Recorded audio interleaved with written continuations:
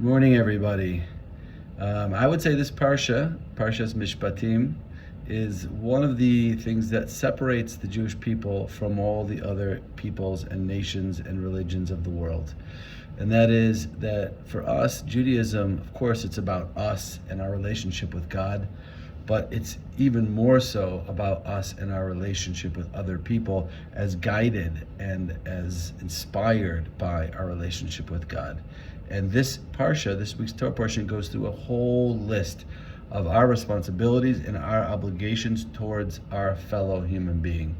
And it's because of this Torah portion and the what it demands of us and the incredible level of responsibility vis-a-vis other people, vis-a-vis our family members, our friends, our community members, people that we know, people that we don't know, the strangers among us, that we have been able to rise to the level of morality and superior ethics that we live by.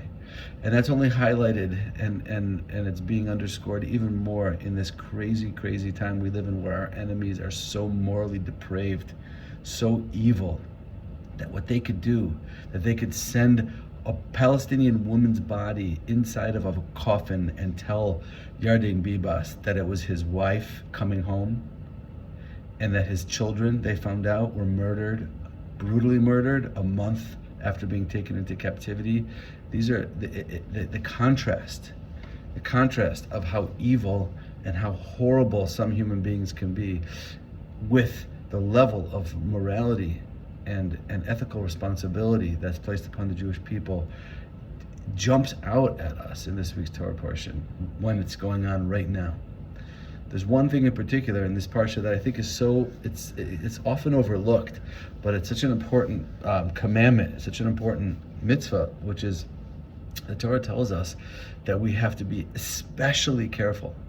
We always have to be careful with everybody, the way we treat people, the way we interact with them on a professional level, the way we socialize with them, but we have to be especially careful with an orphan and a widow. Because the orphan and the widow, they don't have the parent to turn to or the husband to turn to. They don't have the defender. They don't have somebody protecting them. They don't have somebody looking out for them. And because of that, they do have somebody looking out for them, and that's Hashem. And the relationship that Hashem has with them is direct. So if we offend them or we harm them or we do anything in any way to diminish their honor, it's a direct and immediate attack on Hashem. And because of that, the verses say that Hashem says, I will answer their cry. They'll call out to me and I will answer them. And it's one of the few times in the Torah where we actually see a specific direct punishment mentioned for a specific transgression. We have to think during this war, one of the worst problems, one of the worst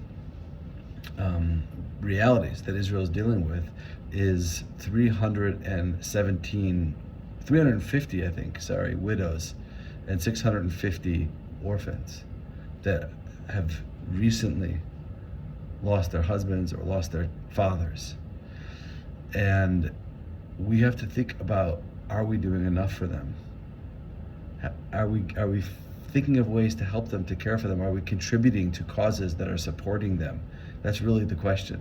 Are we contributing to causes that are supporting them? Everyone at L'Chaim Center who contributed should be proud, because L'Chaim Center we've been doing things with that money that we received. We've been doing things for widows, and we're going to try to start doing some things for orphans.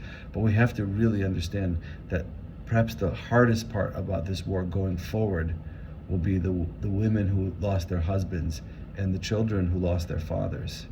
And the Torah has a very high level of expectation from us when it comes to these people. Okay, so Parshas Mishpatim, we have to understand that it puts us on a higher moral high ground. And on one hand, that's wonderful and it makes us feel good, but it's also a very high level of responsibility to live up to that.